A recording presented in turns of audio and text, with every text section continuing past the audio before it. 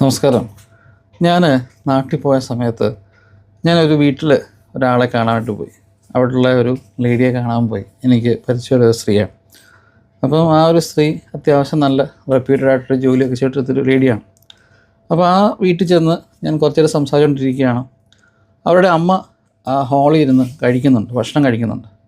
അപ്പോൾ 1-2 മിനിറ്റ് എന്നോട് സംസാരിച്ചിട്ട് പറഞ്ഞു, അമ്മ ഭക്ഷണം കഴിക്കടാ, ഞാനിപ്പോൾ അങ്ങോട്ട് വരട്ടെ, ഞാനിപ്പോൾ വരാം, നീ ഇരിക്കുക, ചായ എടുക്കട്ടെ എന്ന് പറഞ്ഞാൽ അവരങ്ങോട്ട് ചായ എടുക്കാൻ പോയപ്പോൾ ഈ അമ്മ ഇങ്ങനെ റിപ്പീറ്റായിട്ട് പറയുകയാണ്, എനിക്കൊരപ്പം താ, എനിക്കൊരപ്പം താ എന്ന്. അപ്പം ഞാനിത് കുറേ നേരം കൊണ്ട് ഹാളിൽ ഇരുന്ന് കേൾക്കുന്നുണ്ട്. ഈ അമ്മ ഇങ്ങനെ ഡൈനിങ് ടേബിളിൽ അവിടെ ഇരുന്ന് പറയുന്നവർ, എനിക്കൊരപ്പം താ, എനിക്കൊരപ്പം താ എന്ന്. ഈ ടീച്ചറാണ്, ഈ പുള്ളിക്കാരിയാണ്, മൈൻഡ് ചെയ്യുന്നേ ഇല്ല അവരെ. അപ്പം ചായയൊക്കെ ഇട്ടോ എടുത്തുകൊണ്ട് വന്നു. എന്നോട് പറഞ്ഞാ ബാ ഡൈനിങ് ഹാളിലോട്ട് വാ എന്ന് പറഞ്ഞു. അപ്പോൾ ഞാൻ ഡൈനിങ് ഹാളിലോട്ട് ചെന്നപ്പോൾ ഈ അമ്മയുടെ മുന്നിൽ അമ്മ കഴിച്ചുകൊണ്ടിരിക്കുന്ന പ്ലേറ്റിനകത്ത് 2-3 അപ്പമുണ്ട്. അമ്മ കറിയൊക്കെ കൂട്ടി വെച്ച് കാണും. അമ്മയുടെ തൊട്ട് മുന്നിൽ തന്നെ വേറൊരു പാത്രം നിറയെ വേറെ കുറേ അപ്പങ്ങളുണ്ട്.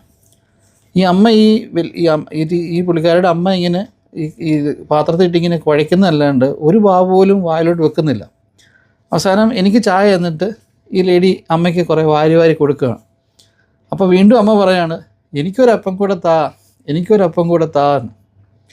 അപ്പോൾ എൻ്റെ അടുത്ത് പറയുകയാണ്, എടാ അൾഷിമേഴ്സാണ്, ഇത്രയും അപ്പം മുന്നിൽ ഇരിക്കുന്നതെന്നോ അല്ല ഇത് കഴിക്കുന്നത് അപ്പം അമ്മ കഴിച്ചുകൊണ്ടിരിക്കുകയാണെന്നൊന്നും അമ്മയ്ക്ക് അറിയത്തില്ല, അമ്മ ഇങ്ങനെ പറഞ്ഞുകൊണ്ടിരിക്കുകയാണ്. അപ്പോൾ ഞാൻ പറഞ്ഞു, സത്യം പറഞ്ഞാൽ ഞാൻ കുറച്ച് മുമ്പ് വിചാരിച്ചു ഇങ്ങനെ പട്ടിണി കിട്ടേക്കുവാണോ എന്ന് കരുതി പോയെന്ന് പറഞ്ഞു, ഞാൻ ചിന്തിച്ചെന്ന് പറഞ്ഞു.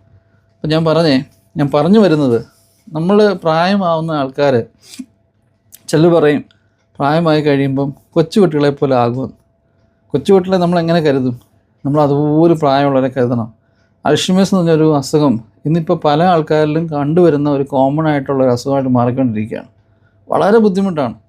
പ്രായമാവുന്ന വ്യക്തികളിലേക്കും, അങ്ങനെ ഒരുപാട് പ്രായമാവണമെന്നില്ല അൾഷിമേഴ്സ് ആകാൻ, പ്രായമായ വ്യക്തികളിലൊക്കെ ഈ അൾഷിമേഴ്സ് വന്നു കഴിയുമ്പോൾ അവർക്ക് ഭയങ്കര ബുദ്ധിമുട്ടാണ്.